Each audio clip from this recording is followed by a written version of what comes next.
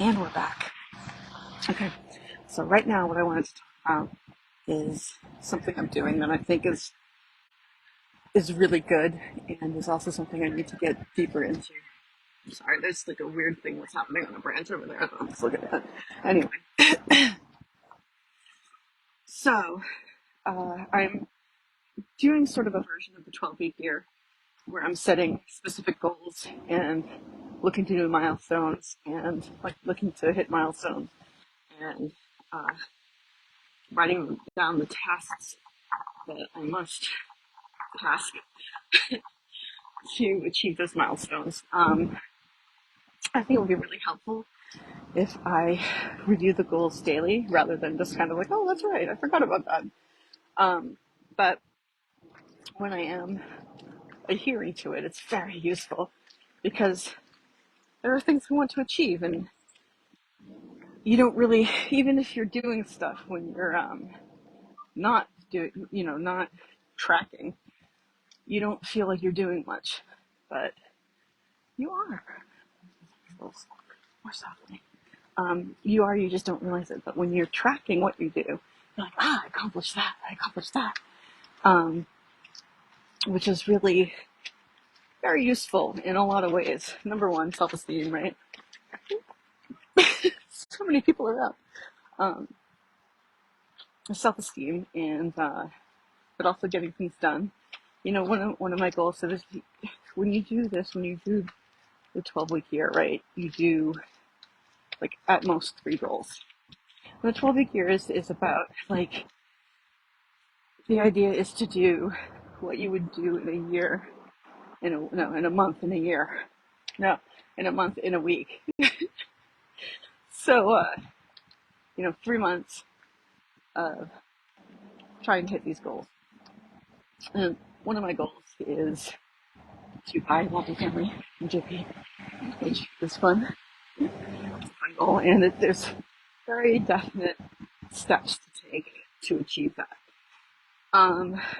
Then there's uh, getting down to a size that I'm comfortable with, being a fit, healthy, and flexible size 4. That's what I'm going for. And there's definite steps to that, as well as clear milestones.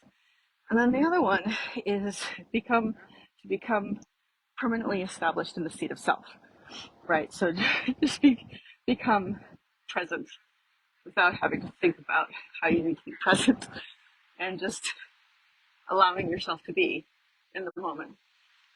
So those are the things I'm working on.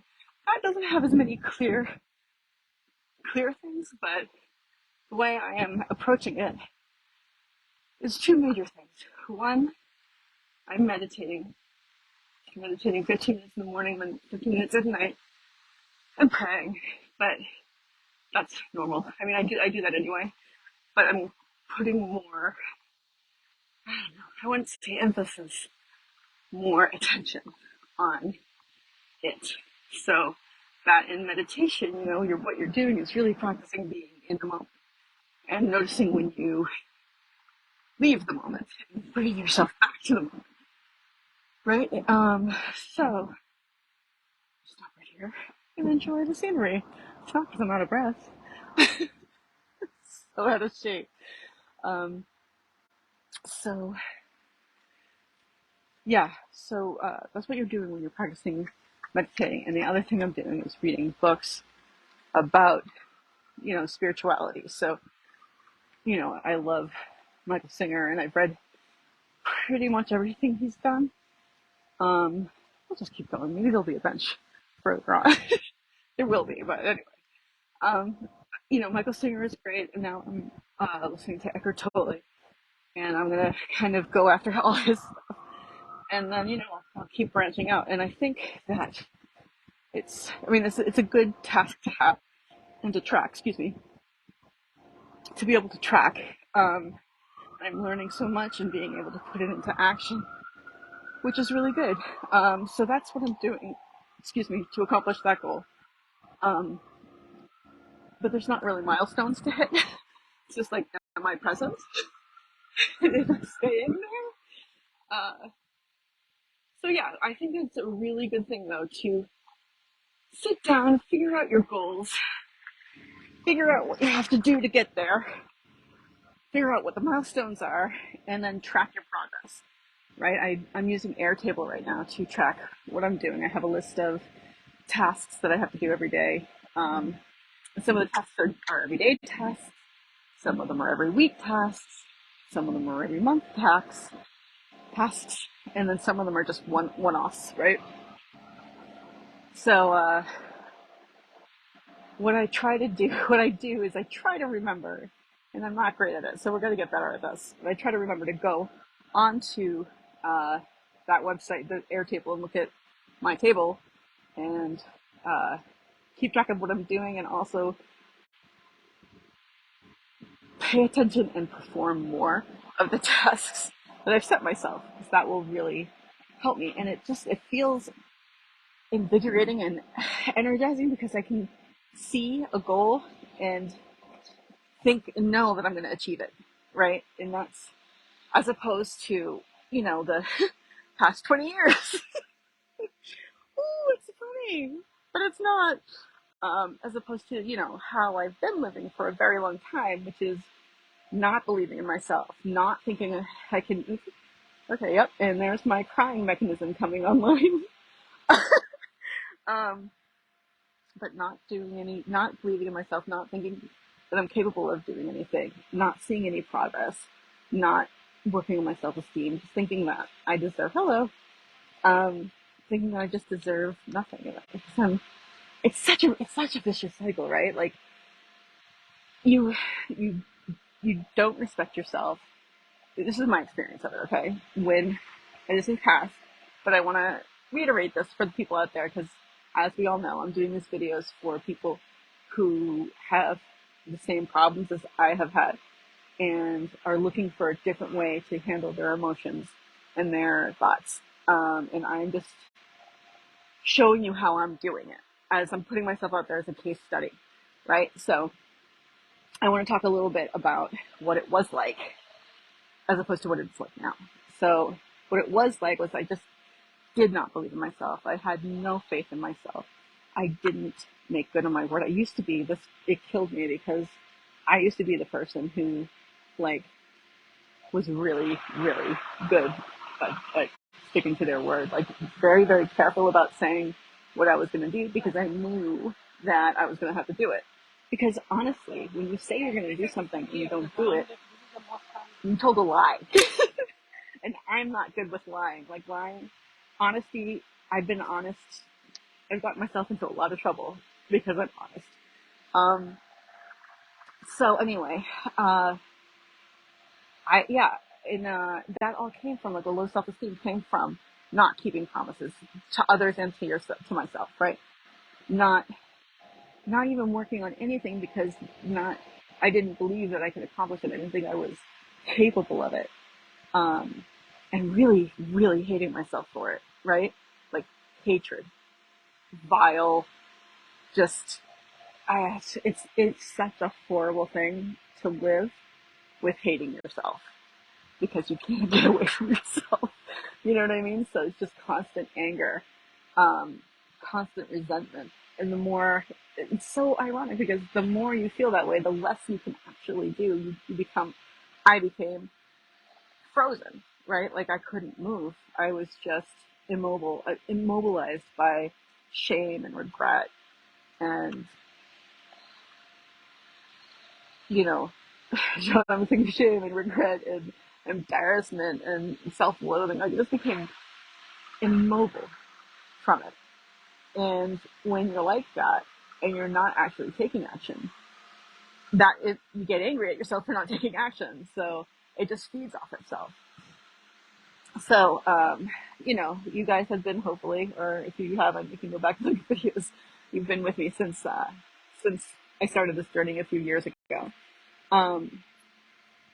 And right now, you gotta feel better I think, to get to the point where you're actually doing something, which means you really got to work on. It's so ironic. You really got to work on your self-esteem, which means taking action on the things you need to take action on. It's just a horrible cycle.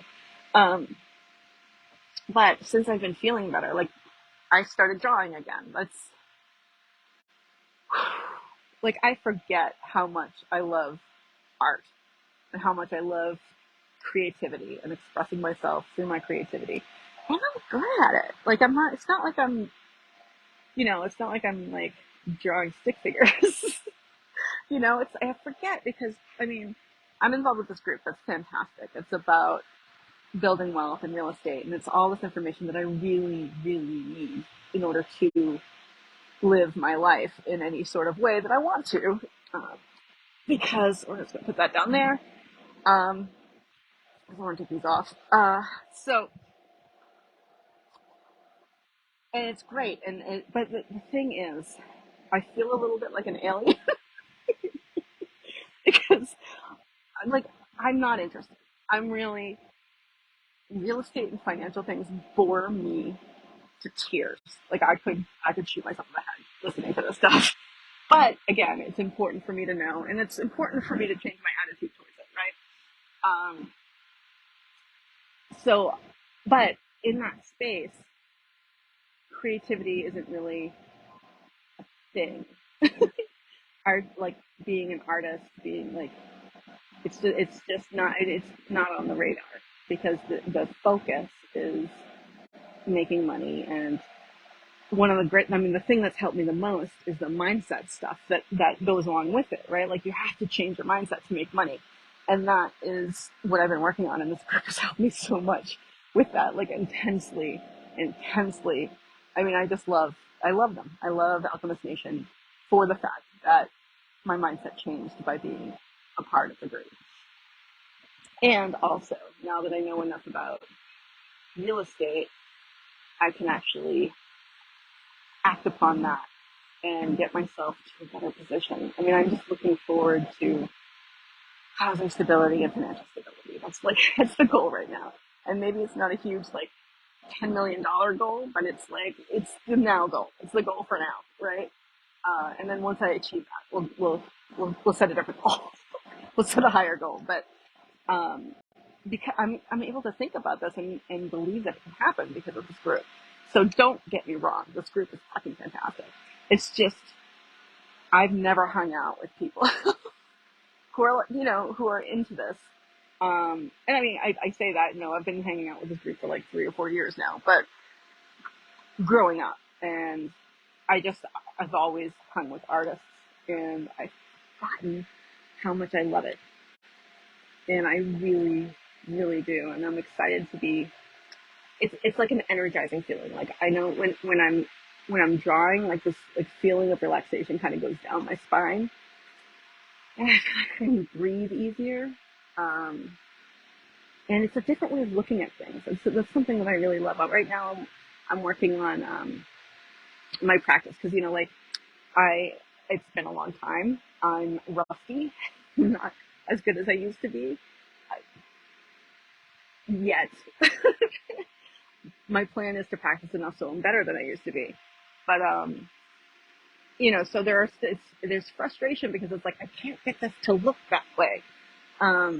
But what I'm doing is doing studies in like Greek and Roman statues, which are fantastic because they're white and it's all about shadow and form. There's very, very few plain lines. It's just about gradations of shadow. And I love it. Like, because you got to look and you got to see, like, well, how do I make this line look like it's it's like the eyebrows, let's say. Like, okay, this line is on the same plane, but then this goes back, right? Like, it's further back. This is in front and this isn't back. And like, how do you make it look that way, right? How do you make, it's just like, how do I show that this shadow is this rather than like there's one, I'm working on a nose and a mouth, and it was like, I showed it to my friend before it was finished, and she's like, that looks like Hitler. Because I started drawing the shadow there, and it's like, well, how do I make this not look like Hitler?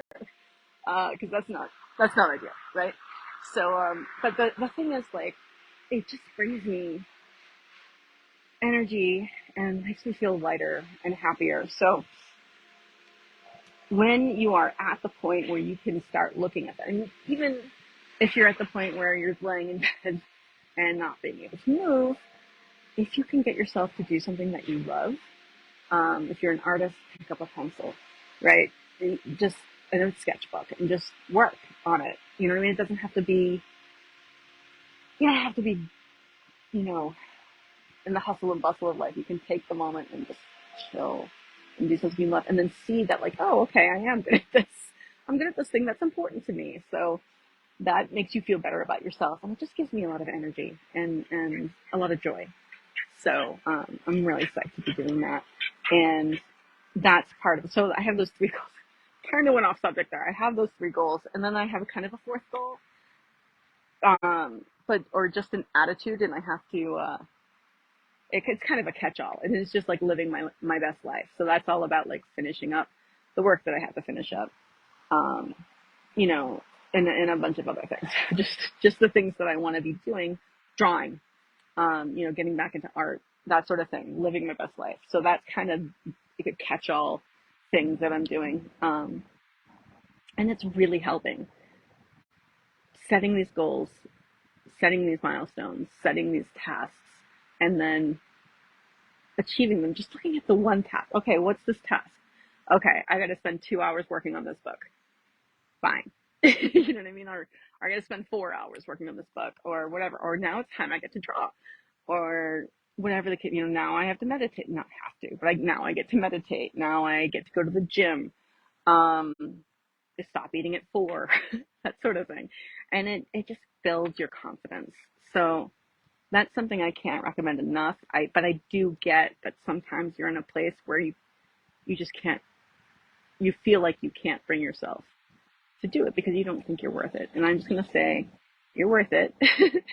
You know, no matter what you think or what you've said or what you've done, you can always improve yourself, and you can always see, like, you can always change your story. It's about reframing, right? Like, my story was like, I'm so depressed and I screwed up my life and I missed my chance and da da da da. But now the story is, well, I came from this, like, I was in this really horrible place that was really difficult to get out of, but I've gotten out of it, and look at me, I'm so fantastic. Oh my God, I look so tired. I'm so fantastic for being able to get out of it. So it's giving me, I mean, it's just reframing, right? Um, so you can do it if I could, like, that's the other thing. Like, I'm not special. I'm not like some anomaly or someone who has special abilities. You can do it. If you're feeling this way, if you're feeling down, if you're feeling, well, down, it's always funny to me when people talk about depression and they're like, oh, I was depressed. And you're like, no, you don't know what depression is. But again, that's one of the shadow things, right? That I'm looking at. Like, I do, one of my qualities that I'm working to overcome is, like, I want to be better. I want to be better than others, which isn't an attractive quality. But hey, we're again, radical authenticity. We're being real, right? Because if we're not real, if we don't look at these things, we can't fix them, and that's what this work is all about. So I'm just going to say, I think I've covered what I wanted to cover in this video. I'm gonna go. Look how beautiful this is, right? I mean, this is the city. I love it here. I love JP. I can't wait to move back. Um, anyway, yeah. So I'm grateful for JP. I'm grateful for these realizations. I'm grateful for pencils and sketchbooks and erasers, because I use the eraser a lot. Um, and everything that makes life worth living, right? Um, it's funny. Sometimes it's hard to be grateful for life. It's hard to be grateful for, like, my existence. Something I'm working on. It's like, well, if I'm here, I might as well make the best of it. But anyway, I'm grateful for all that stuff. So I'm going to remind you again, like twice in an hour, that you can always choose to have a great, full,